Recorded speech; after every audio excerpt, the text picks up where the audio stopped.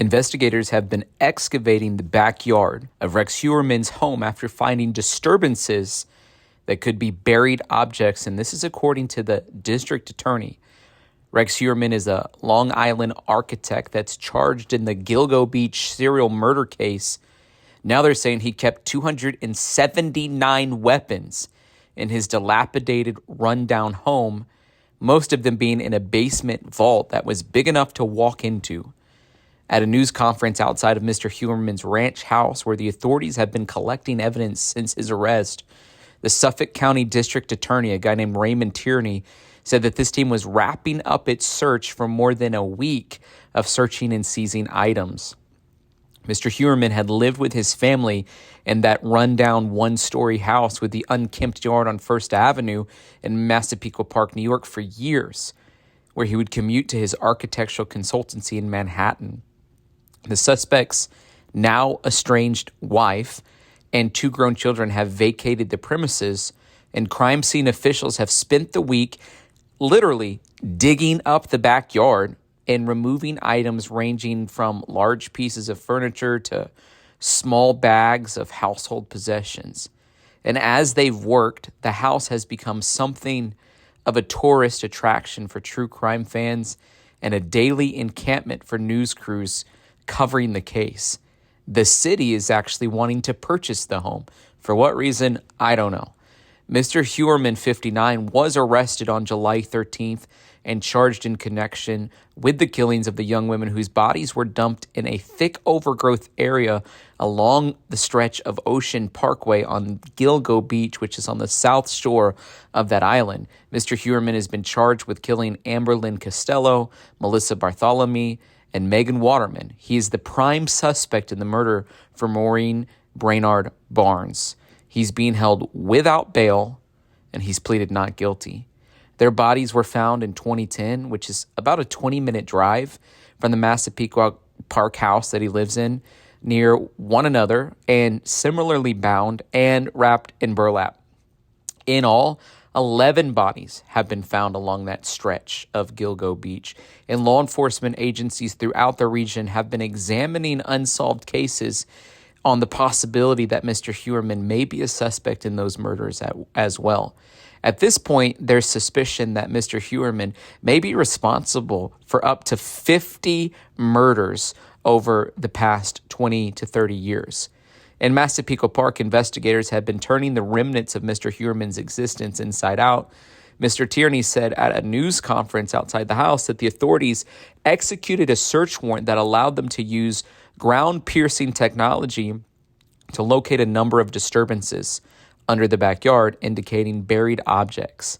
They excavated the objects, which will now be tested, and they've been flanked out by about a dozen police officers in the midday sun. There's actually pretty good drone footage of their process. They said it's going to be a while for the analysts to do their job.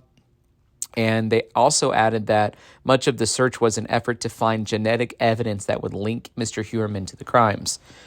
That district attorney said investigators pulled a massive amount of material from a very cluttered house, which includes arsenal in the vault and various long guns. The collection exceeded the 92 legal permits that Mr. Heuermann held, according to authorities. Authorities have not specified how the women were killed, and asked whether anyone might have died in the house. Mr. Tierney say, "We have not ruled out anything." Commissioner Rodney Harrison of the Suffolk County Police Department told reporters that the search of the house was fruitful, and by the end of the news conference, police command posts and evidence collection trucks that had been posted outside the house almost since the arrest were gone, but an official SUV blocked the street. When First Avenue is reopened, anyone who loiters and blocks traffic in front of the Heuermann house will be fined $150. This is according to police, and a work crew have already installed a camera on a nearby telephone pole to monitor. Now, this has been a 12-year investigation into the Gilgo Beach killings, and we all know it's been marked by dysfunction and disarray, But it was reinvigorated in February of 2022 when authorities announced the creation of a task force which included local, state, and federal investigators focusing on cell phone records. The four women who authorities have specifically linked to Mr. Heuermann had been contacted by different burner phones, and investigators using map technology learned the calls came from two key locations that they eventually connected to the defendant, near his Massapequa Park home and near the 5th Avenue and 36th Street office in Manhattan. A break came in March 2022, just a month after the task force started, when investigators discovered that Mr. Heuermann had owned a Chevrolet Avalanche truck at the time of the killing. It's the same type of truck that a witness had seen parked in the victim's driveway shortly before she disappeared. Last month, investigators matched DNA from a hair on Miss Waterman's body with the DNA swab from discarded crusts recovered from a pizza box that Mr. Heuermann had thrown out. On Tuesday, Mr. Tierney said that much of the investigation so far had been focused on the so-called Gilgo 4, but they said they're working towards filing cases in the fourth case, but it takes time. They said a 13-year-old case doesn't get solved in a matter of weeks or even days. And honestly, one of the things that I think is so important about us covering this case is we need to make sure that there continues to be peace for the families and justice for the victims. Unfortunately, this is one of those cases that has been going on for a very, very, very long time, and the families have been waiting for a very, very, very long time to receive the justice that is due. So join me in continuing to pray for them. Peace for the families, justice for the victims. The police have been searching this house of Rex Heuermann's in Massapequa Park now for many days, well over a week, almost 2 weeks. They believe they'll be wrapping up their work Tuesday or Wednesday of this week, but that doesn't mean they won't go back. And there have been a number of items found at this house. One that really piqued my interest was this vault in the basement with a heavy iron door and apparently a large number of guns. I don't know, hundreds is what we've kind of heard, but talk to me about why a residential home would contain something like a vault with an iron door, because that just seems like an odd thing to have in your home. Well, specifically in regards to, any home, I mean, but we're hearing numbers anywhere from 200 to 300 guns, right? So the idea of trying to protect those guns might be the reason to have a vault such as this.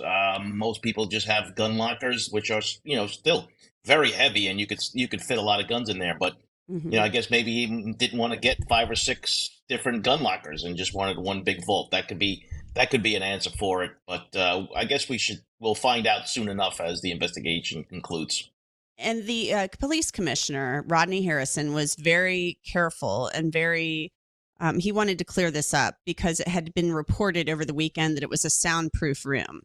And I think people hear that and they think, oh my gosh, there was basically a torture chamber in the basement or something to that effect. And he was very careful to say, look, I think that was misconstrued. It's not a soundproof room. It's a vault with an iron door. Whether or not it's soundproof, we really don't know.